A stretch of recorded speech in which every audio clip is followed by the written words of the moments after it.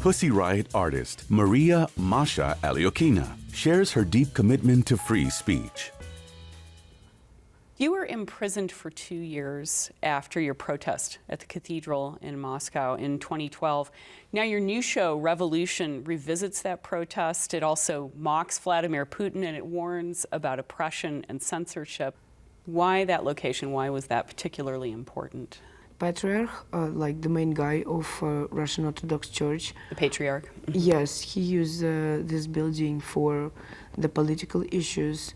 For example, in 2012, during the Putin's election campaign, he used this church for political agitation for Vladimir Putin, and he said that all the Christians should vote for Vladimir Putin.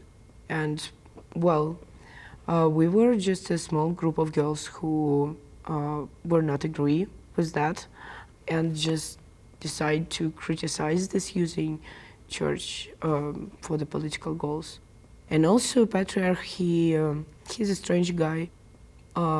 He used to be a KGB agent at 70s, and nowadays he owns a huge tobacco business. And for example, this particular Church of Christ the Savior, the basement they use for very strange things. For example, you can rent a hall there for a corporative banquet.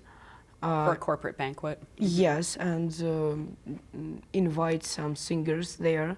And probably one of our, I don't know, let's say mistakes were just that we didn't ask a permission for our concert.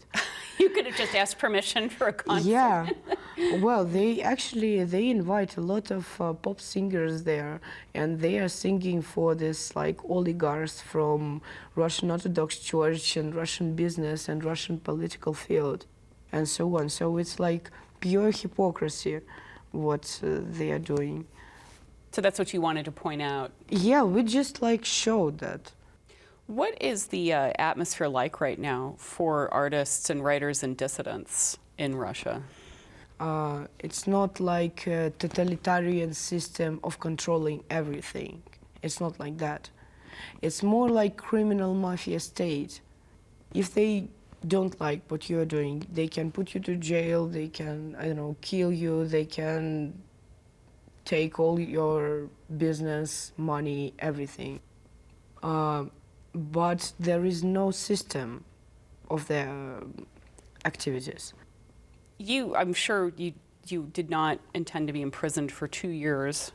I mean, what are you willing to sacrifice to keep doing the work that you're doing? It's our country and our history. People in 2014, maybe like about 80% of the people whom I know and who were protesting, they just left the country. And this movement called Emigration of Disappointment. And, well, this is a totally wrong choice because it's your country. You should fight for it. Because, I mean, it's not easy, but if you will not do it, who will do it? You know, you're a mother, and clearly I saw from the show that you did, your time in prison was very difficult. Are you willing to go through that again? Like the most dangerous prison is here. And for my opinion, it's self-censorship. Aren't you afraid? Of what? Why I should be afraid? Being killed? I mean, plenty of opponents have been killed. People have been imprisoned. Death happens. I mean, everybody will die. I mean, we're people.